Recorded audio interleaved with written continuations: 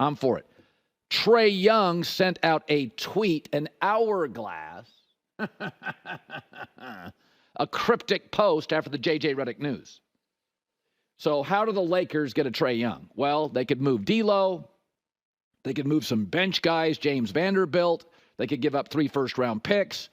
Probably have to give up Austin Reeves. I'd be here for it. I know. I'd be here for it for Trae Young. I do think Trae Young would work here. It feels like something AD would like because Trae Young would space the floor. It'd be harder to collapse. It's very easy now to collapse on Anthony Davis because the Lakers don't have anybody that can shoot a 3. And Trae Young's an elite 3-ball, a true point guard. At least in 2024, he's a point guard. And he's a playmaker. So LeBron wouldn't have to be the overwhelming playmaker every time down the floor. Trae Young could do some of that. LeBron could play off the ball occasionally, conserve some energy.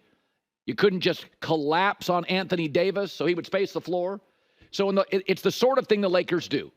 Big, splashy trades, free agent signings, not working through the draft. They're not the Royals or the Pittsburgh Pirates. That's not what they do. They're not even OKC, a well-run team that loves to draft and develop. But I don't know if OKC has the guts to pull off a big trade. Sam Presti likes to draft and develop and accumulate picks, and that's fine. So does Boston. But Boston had the guts to go out and get Porzingis and Drew Holiday, and they're champs. But I do think this works. He's a floor spacer. He is what they are not. In his prime, really quick, playmaker, and can shoot threes. I mean, this team is the Celtics, number 1 in the NBA shooting threes. Lakers 28th. I mean, he is exactly what the doctor ordered. Quick, twitchy, prime, threes, playmaker. And it should be noted, what was J.J. Redick? He was a guard that shot threes. How do we know if J.J. Redick can coach bigs? He never was a big. He's never coached bigs. But I know J.J. Redick. If you listen to J.J. Redick, this is a guy J.J. Redick could work with. J.J. Redick was a playmaker. He was a moving around the floor guy. He was a shooting threes guy. My guess is quarterbacks, no quarterbacks. Playmakers and shooters, no playmakers and shooters. He'd be good with Trae Young. So I wouldn't propose this, but I'd be okay with it. I think there's a better deal out there. But I do think another thing to consider, if you made the Trae Young deal, and I was at an event in the last 6-7 months where Trae Young was there and LeBron made a point of showing up. Just saying. I was at the event. LeBron didn't have to come. Trae Young was there, and LeBron made sure he got to the event just to shake hands, say hi. It would also, Trae Young would also create some momentum and inertia. Because when a new coach takes over, J.J. Redick with no experience, if you gave him the same roster, people would be picking him apart. Trae Young would take a lot of the attention away from us micro-managing, micro-inspecting J.J. Redick. We'd have all the eyes on Trae Young, LeBron, and AD. We wouldn't worry as much about coaching. Because the Lakers didn't have any 3-ball shooters in a 3-ball league, all we did is talk about Darvin Ham's rotations. You get Trae Young in, we're going to be talking about Trae Young, not the coach. So I think the Trae Young, him putting out an hourglass is saying, it's a matter of time. I would be on board with that. Now, J-Mac is not a Trae Young fan. And he's a pretty shaky defensive player.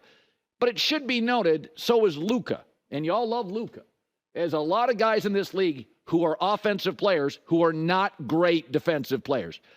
Trae Young has gotten better as a defensive player, but he is a playmaker. He is a shooter. He's in his prime. And I'll tell you, he was in the biggest city in the South. He is a big city player. When he broke into this league, where did he play best? New York City. Trae Young is not going to wither under the lights. He's a big city player. Atlanta's the big city in the South. Loved playing in New York. He'd fit in Los Angeles. He would not shrink. So if that's the move, and Trae Young's giving you a cryptic tweet, if that's the move, I think J.J. Redick. Here are 2 very common traits, 2, in highly successful people. High IQ, highly competitive. Not a lot of failures.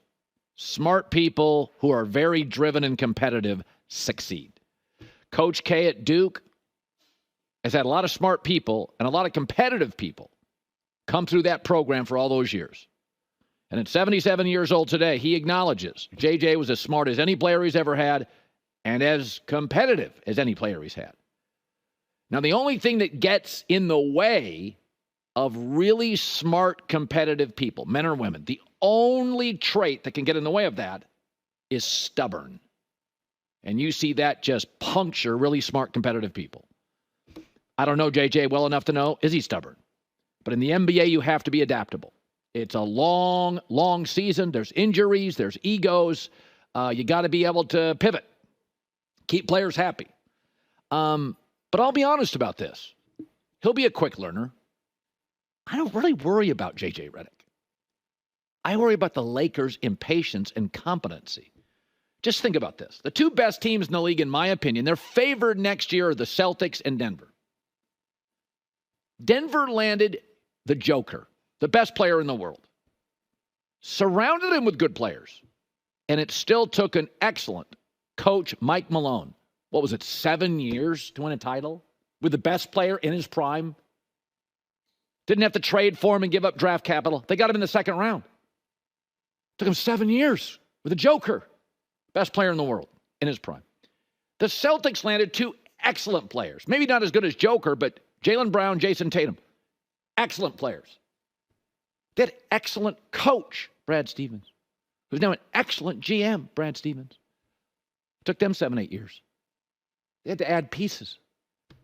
So whether you land the best player in the world or two other elite players, we've had 6 champions in 6 years.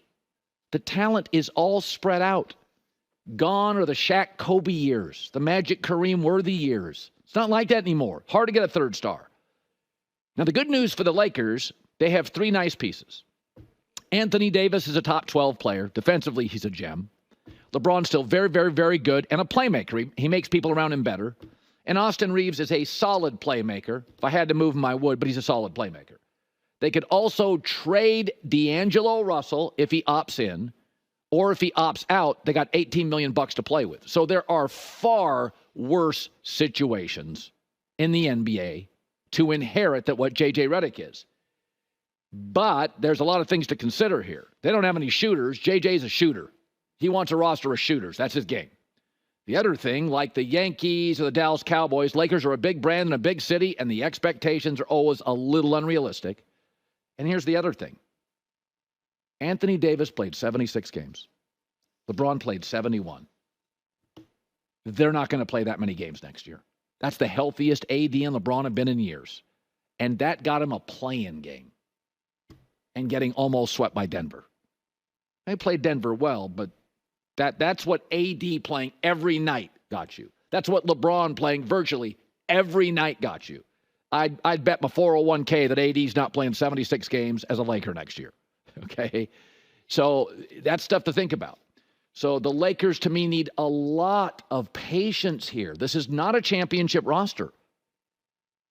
I'm going to propose a massive deal after the break, something to consider. But I don't worry about J.J. Redick. Mike Krzyzewski's like, that's the smartest players ever had. And he had like Quinn Snyder and other guys, a lot of smart guys. Trajan Langdon was a smart guy. I mean, Shane Battier, it's like Duke. It's like smartest guys in the world, right? Like some of the smartest basketball players ever, Dukies. And Coach K is like, yeah, that's the smartest player I've ever had. That's a competitive player I've ever had. So, he'll be fine. I wish they would have made the move earlier so he could build a better staff, but you cross your fingers on that.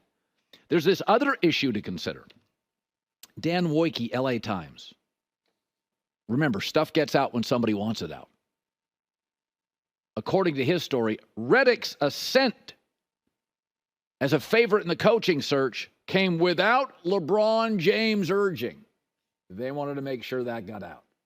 In fact, they were more concerned about how AD felt about the move, according to this story, who doesn't co-host a podcast with J.J. Redick. So you got to balance that, baby.